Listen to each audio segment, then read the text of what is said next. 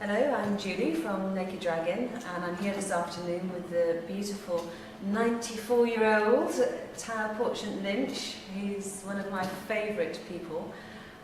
It's wonderful to have you back here at Naked Dragon, Tao.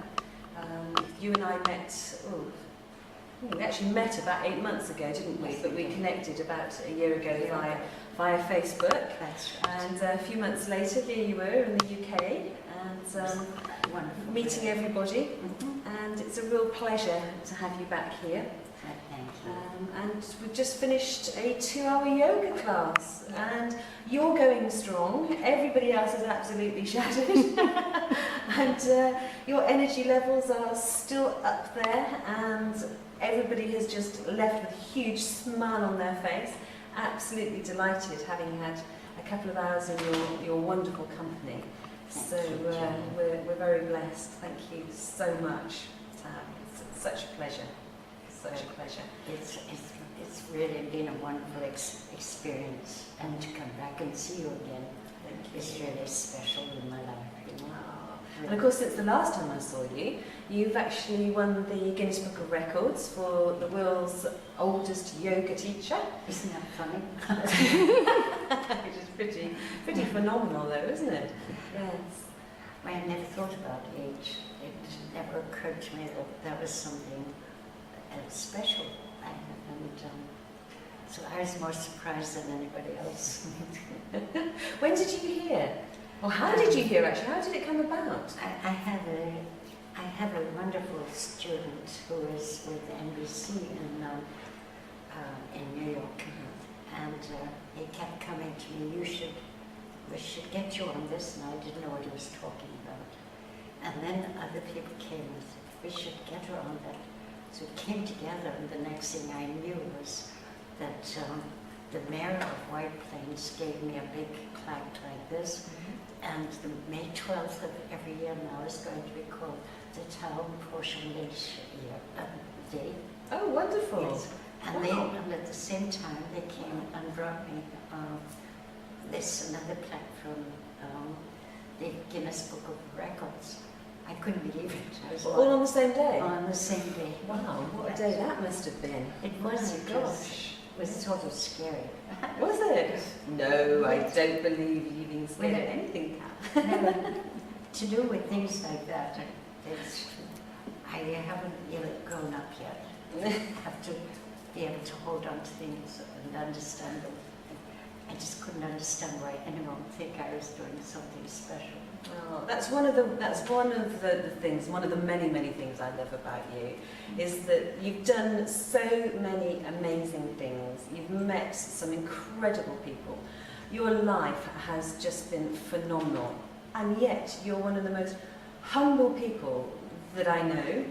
And every time I speak to you, you always say something along those lines. But I just don't understand where all the interest is coming from. Why are people interested in what I've got to say? And yet you're just amazing. Well, here's so many wonderful people who have a lot to say and who know how to word it too. I only say what comes into my mind, and it's not always it's often very childlike. To me, something that pure. Doesn't need a lot of good description, but it should. I just feel very lucky. That is so true. Would you like to say a little bit more about the purity? Because the childlike energy of yours and the purity is just beautiful to be around. Well, actually, you know something. One of the things I've been asked most is, do you have any children? And I say, yes, 400.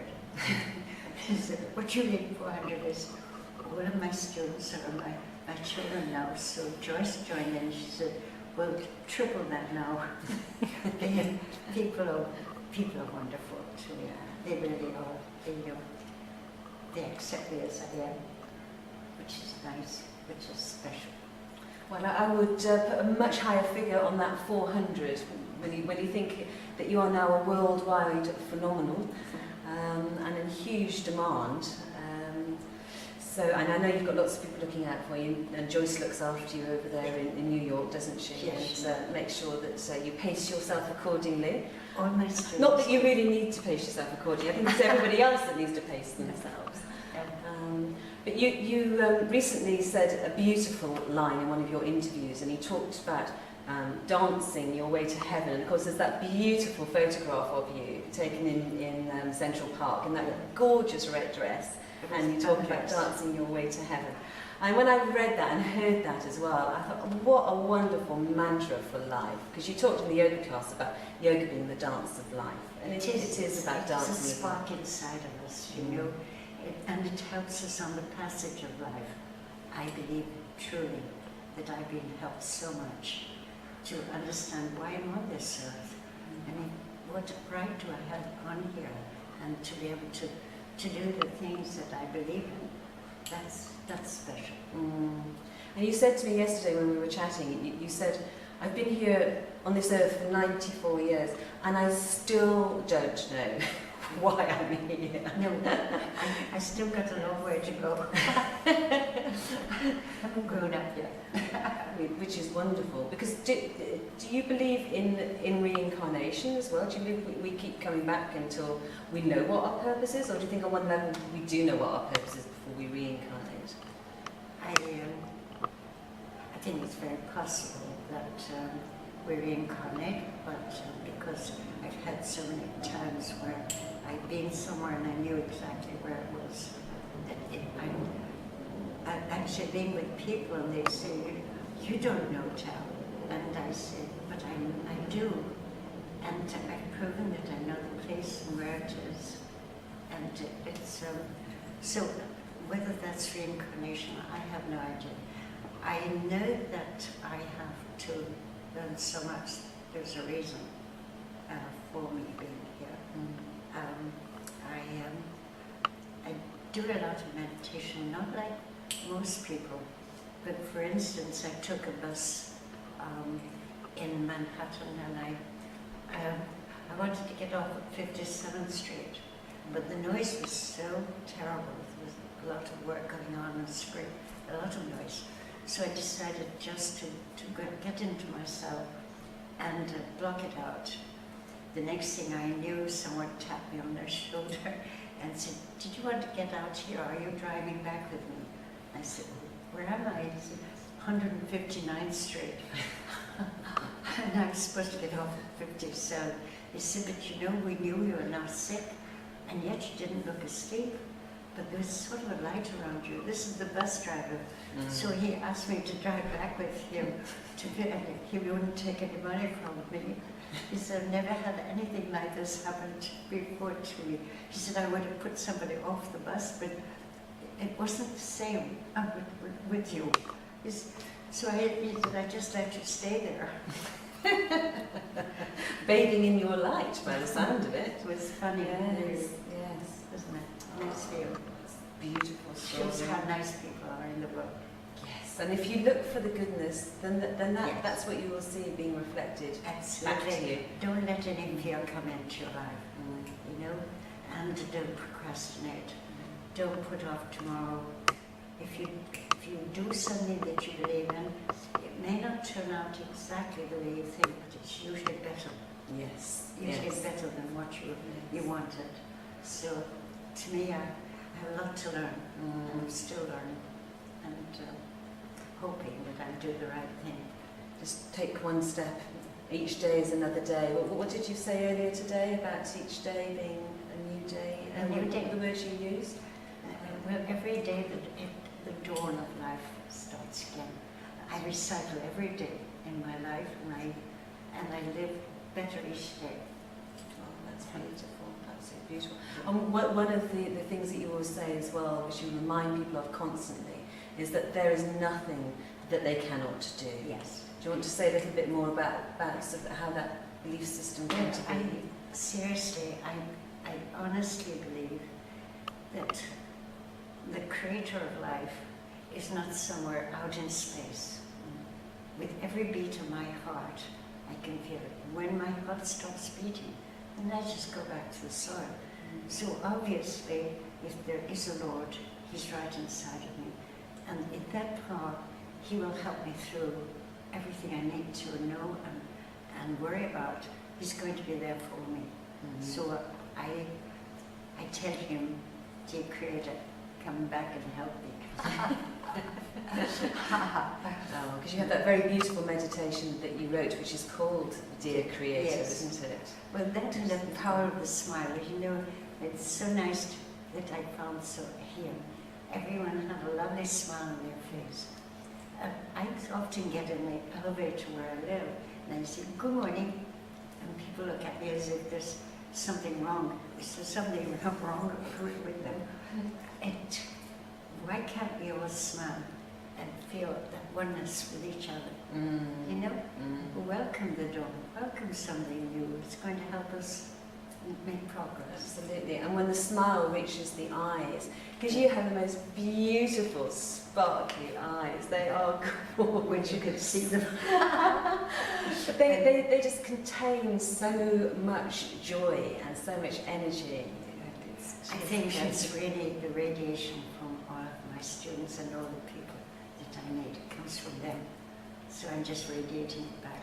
Well, we are but mirrors, I guess, aren't we, Yes. of each other. Because you've met some amazing people over the years. We could be on camera here for about 3 hours just touching the surface. But I know fairly recently you shared the stage in Newark, wasn't it? Yes. At the Peace Conference or Peace? Education for Peace. Education for Peace, and you shared the stage with His Highness the Dalai Lama, Yes. Deepak Chopra, Marianne Williamson, Yes. and who else was on the panel with you? Julie was Julie won the Nobel Peace Prize. And a lot of people, I didn't even know them. A charming young boy of 16 years old who wrote the most beautiful writing about against violence with children. It was so incredible, you know. He sat next to me and I thought, you know, I'm not even 1 year older than him. He's already writing wisdom. Yes, wow. Writing wonder. It was Wow. good. How lovely. So there was you sitting there, you would have been 93 at the time, Yes. 93 years young, Yes. sitting next to this 16-year-old, and energetically, And next door you were was there. Chopra. And next door was, forget about Deepak, you know, we'll focus on this beautiful 16-year-old boy as well. And the Dalai Lama with a big smile on his face. He was having as much fun as we were. That's It was really kind of beautiful. He was absolutely a charming person. Was that the first time that you'd met him as well? Yes. Wow, Yes. wow. And I've known the person who's at their place in India, you know, and a nice young man, only 25 years old, that the Chinese took prison when he was only 3 years old. Wow. And he sat there with a big smile, just like the Dalai Lama.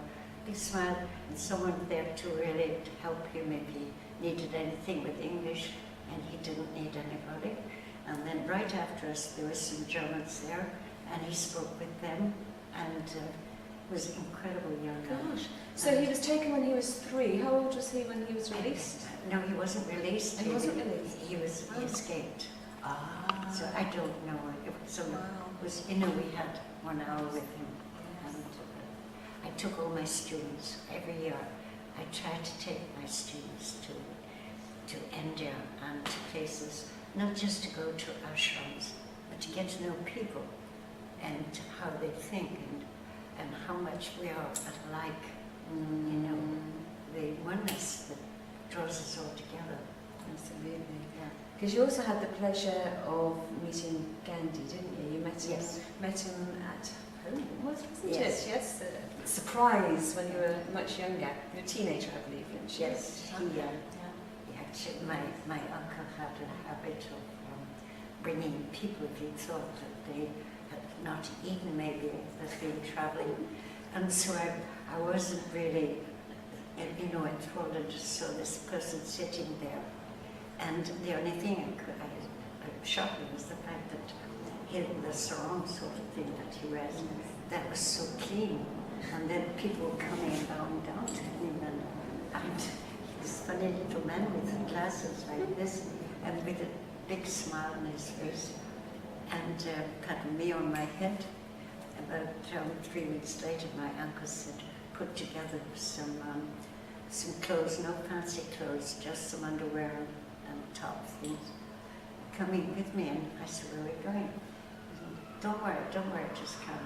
So I was involved with the march, and I met 2 incredible women. One was only 19 and she was illiterate. When I met her, when she was 26, she was finance minister.